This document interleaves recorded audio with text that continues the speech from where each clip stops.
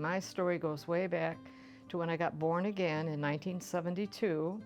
And then I believe it was in 73, I had a friend mention to me, did I know that there was going to be an actual Christian station, a television station?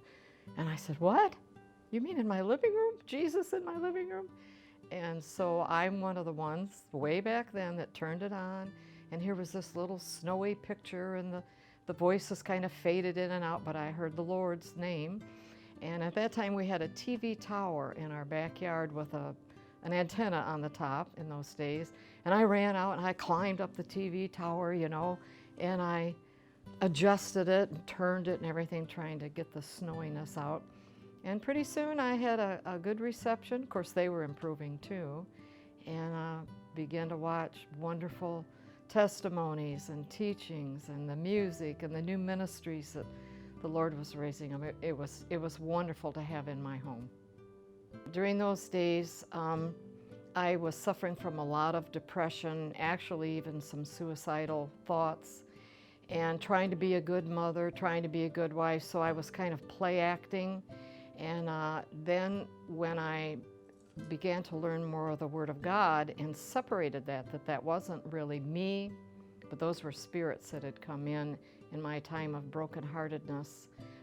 But then when TBN was this wonderful programming that I could turn into every day, it helped me just day by day by day, and introduced me to some of the ministries that later I took trips with, which really opened up the reality of God wanting me to do missions.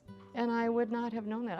I went to Russia with Marilyn Hickey in 1991. And then I turned around, and in 1992, I went to Israel for the first time with Zola Levitt, which was very, very exciting. And my mother had died in '89 and left me just enough money to do those first 2 trips.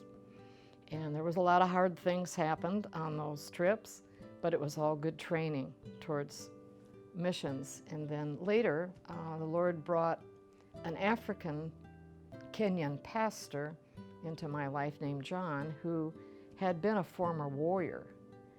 And so I just couldn't get that out of my heart, that there was more to this than me just giving him a bed for the time he was in the United States. So I took a trip to Kenya for a month in 1999, and I've been going at that ministry. I've made 14 trips in 15 years, but I never would have been involved, I don't think, in that without having known TBN and taking those first missionary trips with those great ministries who knew how to do them well and teach me. And so then my last one I've done was with Sid Roth, which was just outstanding, just a wonderful, wonderful trip. And I just owe all that really to TBN being in my life, in my home, and giving me that hunger and thirst, particularly Jan. Jan has always been such a testimony to me of her closeness, her intimacy with Jesus, and her love of him, and yet how hard she worked right alongside. Paul was like a wonderful witness of a good marriage.